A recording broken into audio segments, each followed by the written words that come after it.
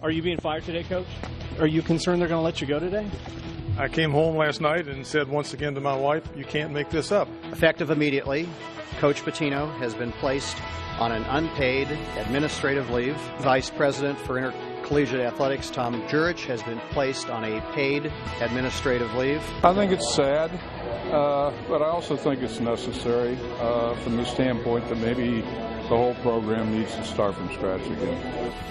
And there you have an historic shakeup today at U of L. Two of the best-known names removed from their jobs. Two interim leaders will soon become temporary athletic director and basketball coach of the Cardinals by the end of this week. Good evening, everyone, and thanks for joining us at 6. I'm Doug Proffitt. Just under an hour ago, Rick Pitino's attorney is promising a fight in a brand new statement. Says in part that U of L, quote, did not give him, talking about the coach, prior notice of the disciplinary action or an opportunity to be heard as required by university policy and Coach Pitino's employment contract. Steve Pence goes on to say Coach Pitino has, in effect, been fired. The matter will now follow its legal course. Tom Jurich, though, releasing a much different statement as well, saying he's dedicated 20 years to the university and, quote, my intent has always been to run every athletic program at the university in an honest and compliant manner. It is heartbreaking to me that the alleged intentional and secret criminal acts can bring such harm to our school. Jurich goes on to say he loves the school and Louisville community, and he plans to help U of L overcome the challenges it faces after that critical Board of Trustees October 18th meeting. That's a meeting where he could be fired, but Jurich there not talking about any legal action in his statement there so far. Well, we do have team coverage beginning tonight of the big announcement by the interim U of L president, Greg Postal, beginning with our Derek Rose live from the campus explaining the decision and how it all happened today. Derek? Well, Doug, you mentioned that statement from Rick Pitino. We cannot say that we're surprised by this statement. He has vowed before to fight, vowing again now to fight legally over the terms of his contract. Already trying to clean itself from the sex party scandal, the University of Louisville's reputation soiled once again by news of an FBI investigation into a pay-for-play scheme involving university sponsor Adidas, the family of 2017 recruit Brian Bowen, and two U of L men's basketball coaches. I would say that I was more angry than embarrassed. Obviously, embarrassment is part of it as well. Board of Trustees chairman and the U of L interim president told a packed room full of reporters and students on Wednesday the university wanted to distance itself from athletic director Tom Jurich and head coach Rick Pitino. But the school stopped short of firing either man. Jurich and Pitino's respective contracts are the legal hurdles. This is a typical way that universities deal with a situation where there is an ongoing criminal investigation. The criminal investigation is not complete, and individuals at this institution have not been formally charged. It is true neither Jurich nor Pitino are named or implicated in the FBI investigation, and their contracts give them some time between now and what is likely their last day with U of L. Pitino's contract with the U of L Athletic Association allows him a 10-day written notice and a chance to present evidence before he's fired with cause. Jurich's deal with the university allows a 30-day chance to, quote, cure any violation before he's fired with cause, or 90 days advance notice without cause. Many have called for both men's jobs, and some students told me a clean house would be an example of the leadership they want to see from the school's interim president. What do you say to those students? Well, I think it should be obvious that that's what we're doing. I mean, we've taken an action sufficient to bring a whole room full of media people together to make a very clear statement that we're not going to tolerate what we have learned about. So my answer to them would be we are doing everything in an appropriate way and will continue to do so as we learn more about the situation. And again, those terms of the suspensions: a paid administrative leave for athletic director Tom Jurich, no pay for Rick Pitino on his suspension. But we are likely to see, judging from his statement late this afternoon, that his next competition will not be on the hardwood. Rather, it will be in a court of law. Live on University of Louisville's campus, I'm Derek Rose, WHAS 11 News. Very good. Thank you, Derek. Well, Rick Pitino's career at U of L has been full of highs and lows, as you know. He was hired in 2001, and he took over the struggling Cards basketball team at the time, turning them around to make it to the Final Four in 2005. The team would then make it back there in 2012 and then become the national champions 1 year later. But with those successes, he has also seen scandal. In 2009, the Karen Cipher scandal rocked Pitino and his family, Cipher blackmailing the coach after the two had sex in 2003 inside a local restaurant. And then in 2015, Katina Powell's book, Breaking Cardinal Rules, leads to that NCAA investigation into allegations that women were paid to have sex with recruits on visits to campus at Billy Minardi Hall. Pitino was suspended as part of that investigation, and he is currently appealing that decision. Athletic Director Tom Jurich, who hired Rick Pitino, has worked for U of L since October 21st, 1997. In addition to Pitino, Jurich has made some big-name hires, including John L. Smith in 97, Bobby Petrino, not once but twice, in 03 and 2014. He also helped the school move to the Big East in 05 and then to the ACC in 2014. Among some of Jurich's biggest accomplishments are the millions of dollars in new capital improvements that he's overseeing. Those include the new soccer stadium, an expansion of both the softball and baseball stadiums, and that recent expansion again of Papa John's Cardinal Stadium, and of course moving the men's basketball team downtown to the KFC Yum Center in 2010. And we also learned today that Tom Jurich's daughter works for Adidas, the company at the center of the FBI investigation. Her LinkedIn profile lists her as an NCAA brand communications manager at Adidas, and she works that job from the University of Louisville, a role that her profile says she's been in since March of 2017. Both Jurich and Pitino headed to campus this morning, meeting with university leaders. Both meetings lasted just under 10 minutes. WHS 11's Chris Williams was also there, and he asked the men the questions as they were walking inside to learn their fate. Chris? Both men arrived here early for separate meetings with interim U of L President Dr. Greg Postel. Both left those meetings without commenting. The exchanges here an indication of the mood this day would take on at this university that has weathered scandal after scandal in recent years. I came home last night and said once again to my wife, you can't make this up. So it was terrible disappointment. I really felt like we were on the trajectory that was positive and could take the university to the next level. So like Dr. Postel, I'm disappointed. There's a little bit of anger. It's not a happy day for the university. U of L Board of Trustees Chair J. David Grissom and interim U of L President Dr. Greg Postel laid out the administrative decisions regarding Coach Pitino and Tom Jurich. Both had been on a roller coaster ride over the past few months. It seemed to be headed in the right direction until news broke of the FBI investigation. Dr. Postel tried to push optimism on a day of uncertainty. While this may be a dark day for the University of Louisville, better days are ahead. Are you concerned they're going to let you go today? I have no idea. The day began with a meeting for Tom Jurich, who entered Grawemeyer Hall and left in less than 10 minutes. His short answers upon arrival, the only exchange we'd have with him. Coach Rick Pitino answered no questions. He only spoke with us when trying to order us out of the public building where Dr. Postel was waiting. We had to point out for him where that meeting was taking place. It's a public building. No, you can't. Yes, I can. It's a public building, Coach. I can come in here. It's a public building. There's a public meeting. Do what you like. Did you know anything about what Adidas was alleged doing? It's back here, Coach. Less than 10 minutes later, on his way out of that meeting, I asked the coach whether it was heartbreaking for him to potentially end his career here at U of L this way, considering all that he had accomplished here. He didn't answer. Instead, he got into a car and drove away. Live at the University of Louisville, Chris Williams, WHAS 11 News. Chris, thank you. Reaction to the news coming beyond campus from fans to the former players. While some are disappointed by the decision to place Pitino and Jurich on leave, others say it may be a good thing. There is no more excuses to be made. We have hit rock stone bottom. So we're going to have to start to integrity first, treating student athletes correctly second, and then, and only then, do you start to worry about individuals. The university put the individuals in front of the school and the athletes. And that cannot ever happen again. It cannot happen again. I guess we're tired of it a little bit. There's a pattern here, so I think it's time to start fresh. Former player Kevin Ware posting this tweet just this afternoon, can't keep a good one down. Rick will be good regardless. And in an Instagram post, Kyle Couric wrote, it's hard to accept what has happened to our program today. Coach P taught me so much about the game, myself, and life.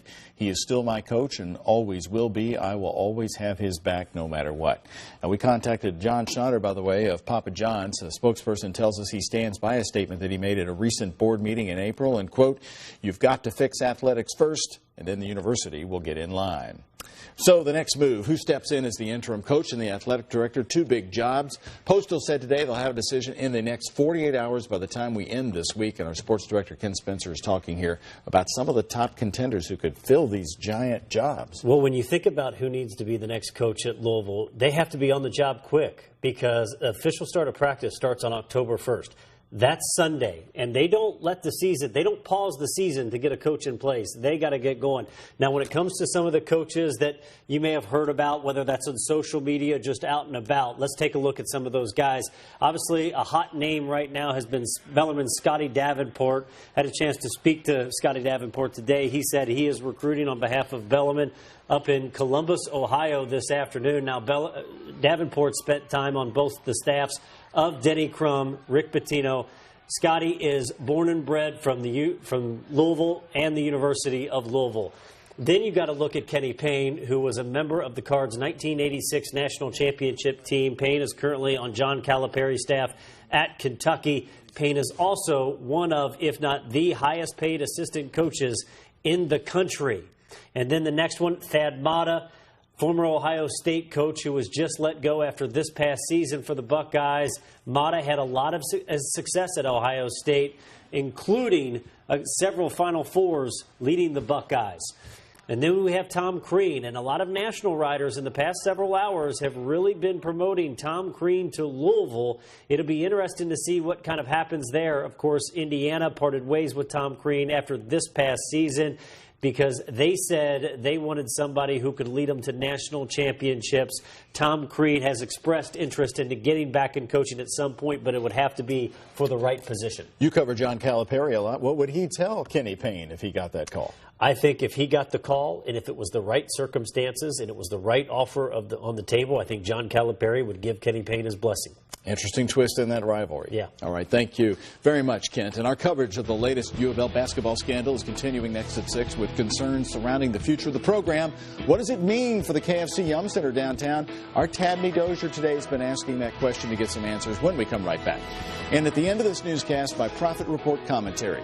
The end of one of the most stunning days in U of L's history, and in reality, there have been many of them with scandals and investigations in just a few minutes. Our coverage tonight here at 6 on the University of Louisville men's basketball FBI investigation is continuing. Many are wondering, what do the shakeups mean for the future of the KFC Yum Center? How could it impact ticket sales? The school, as you know, is the arena's main tenant. WHAS 11's Tabney Dozier is joining us live right now downtown with reaction. She's been looking into that complicated story today. Tabney?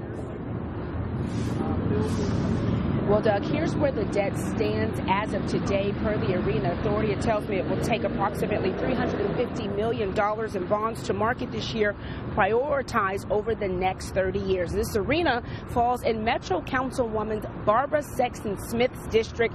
She tells me regardless of these new investigations, it is up to all of us to keep the seats in the Yum Center full. So am I concerned about what's going to happen with our men's basketball team? Of course I am. It's safe to say District 4 Metro Councilwoman Barbara Sexton Smith is not alone. The Cards men's basketball team now involved in a federal investigation of alleged bribery and fraud involving a player, some coaches, and its sponsor, Adidas. I believe these businesses will find a way to keep their doors open, and I know that the community in the region can come out and support those businesses, whether there's something going on at the KFC Yum Center or not. That is where the real opportunity is going to come. It has been our goal for a long time to refund these municipal bonds and try to get them to market this year, and nothing that has happened yesterday or today has changed our goals. Arena Authority Chairman Scott Cox says his team is concerned about the newest allegations. He adds that paying the bonds used to finance the Yum's construction is a shared agreement with the city and U of L. The city agreed to pay more money every year while bonds are in existence, and U of L also agreed to pay more money to service the debt by ticket sales and other revenue. I think we're going to be okay. I think there's an enormous appetite for college basketball in this community.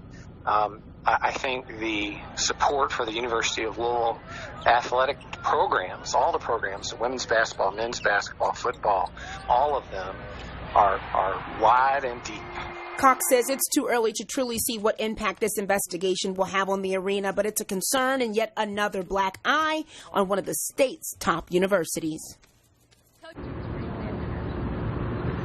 I asked for Mayor Greg Fisher's thoughts on the investigation affecting the Yum Center. He said it's too early to speculate, but he did tell me he believes in U of L and, quote, we all need to support its students, faculty, and staff who work hard every day. I have confidence that the Board of Trustees will take the necessary actions to lead the city's flagship university to a bright future. Tomorrow, Scott Cox tells me the meeting in Frankfurt to oversee the bond issues for the arena will continue as planned. Reporting live downtown at the KMC Yum Center, I'm Tabby Dozier, WHAS 11 News. Very good. Thank you, Tabney. At 11, we're going to be looking at the legal challenges over today's move. They're already setting up. Also, it's the talk of the town. More reaction. We'll continue to follow it on 11 at 11, and you can also keep us up to date with the latest updates online at WHAS11.com and through our mobile app. It's been quite a busy day.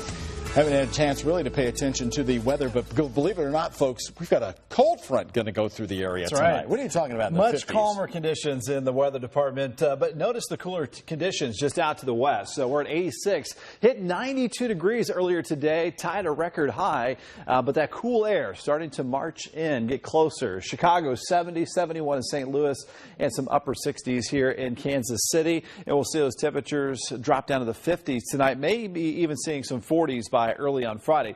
Not only cooler, but some autumn-like dry air on the way. Still a bit humid out there now. Dew point numbers that measure water content in the air still in the 60s, but notice that very dry air just off to the northwest. So all this is going to mean a lot more comfortable weather for this weekend and for the rest of our work week as well. We've had just a couple of very isolated showers. We mentioned all week that this front would be moisture starved, so most of the area is dry. We have one little stray shower here approaching the J-Town area and near Fern Creek, basically between I-64 and Bardstown Road, and then between Fairdale, Valley Station, one tiny shower there over Jefferson Memorial Forest, and just west of Munfordville, another little downpour. That is about it, though. As we switch into Futurecast, look at these temperatures here after sunset and through the overnight, just dropping. 50s first thing tomorrow morning. May want that light sweatshirt, light jacket. Into the afternoon, those temps in the 70s with a lot of sunshine. That autumn-like air will continue for, again, the rest of the work week and into the weekend. Friday morning, a little bit chilly here with upper 40s, lower 50s, and it looks like it's going to be fantastic for our HS Game Time Friday night football here with those temperatures in the 70s, and again, a lot more sunshine on the way.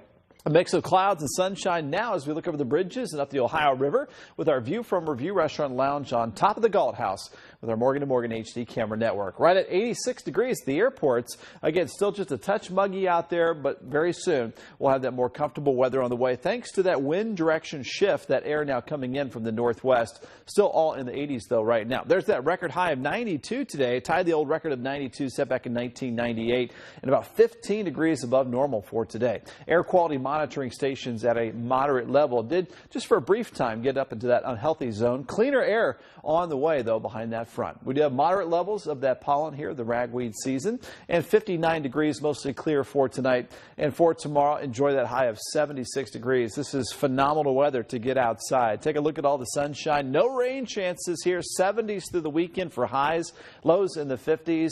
A little bit warmer as we start October and head into next week as some 80s return. Keep it here. Sports is up next. Certainly the fallout has already began surrounding the Louisville basketball team. Today, the Cards lost their entire 2018 recruiting class. The first one to go was Anthony Simmons, who was the 12th overall ranked player in the class, according to Scout.com, and as a combo guard was quickly rising up boards.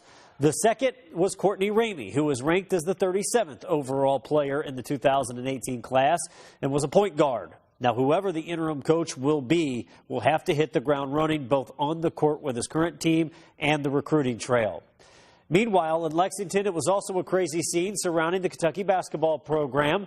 The Big Blue Madness campout got underway this morning, and as always, it was a mad dash to find the perfect spot. The annual event, Big Blue Madness, which has become more of a show than an open practice, takes place Friday, October 13th. Tickets, which are free, will be handed out this Friday. And make sure you log on to WHAS11.com to vote for our HS Game Time Game of the Week for October 6th. Some great games on the list, including an intense rivalry, DeSales at Christian Academy. To vote, log on to WHAS11.com. And remember, voting ends Friday at 6 p.m. Tonight, Louisville City FC is on the road where they'll face Toronto FC 2.